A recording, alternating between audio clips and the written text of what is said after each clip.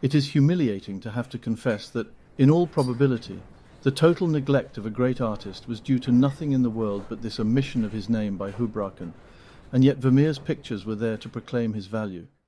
Many, no doubt, were given to others, especially to Peter de Hooch. But enough were left to show that a great master had gone under, and was waiting for someone with wit and energy to pull him up. And yet Arnold Houbraken, in that Great Theatre of the Netherlandish Painters, published in 1718, in which he was kind to so many insignificant personalities, passes over Vermeer in silence, and sets an example which was followed by everyone who wrote on Dutch art for something like a century and a half. By the late 19th century, Vermeer had become a legend. His works were feverishly sought, and artists were looking to him as their guide, and one to emulate particularly with the Boston school painters by the turn of the 20th century. Philip Leslie Hale would write his own volume in 1937 on his life and work, while the other members of the 10 produced canvases very reminiscent of Vermeer. Joseph de Camp, Edmund Tarbell and William Paxton are among his admirers. It was all about the light and rich colour that preoccupied most of the art world during the late 19th century. E.J.T. Thor, a celebrated French critic, better known by his pseudonym W. Berger, struck by the beauty of Vermeer's pictures and fascinated by their seductive charm, constituted himself the long-neglected painter's champion, and devoted much time and study to the revindication of his fame. The various public and private galleries of Europe were now searched for examples of Vermeer's art. In his attempts to ascertain facts concerning the life of Vermeer, the Sphinx, as he called him, Berger met with but scant success, and it was not until after his death that through the researches of M. Henry Havard, who carefully examined the parish registers and archives of the town of Delft, as well as the record book of the Painters' Guild of St. Luke, the meagre information that we have of the artist's life was learned. Jan, or Johannes Vermeer, was born at Delft, Holland, in October 1632. His early struggles suggest he had little financial wherewithal, and his early training is debatable as to his instructors, but he pursued his calling.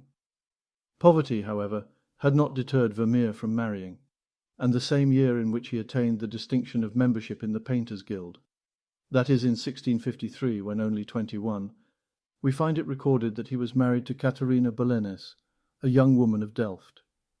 In 1662, Vermeer was elected to the honourable position of Hoofdman, or Dean, of the Guild of St. Luke at Delft, an honour which was again conferred upon him in 1670.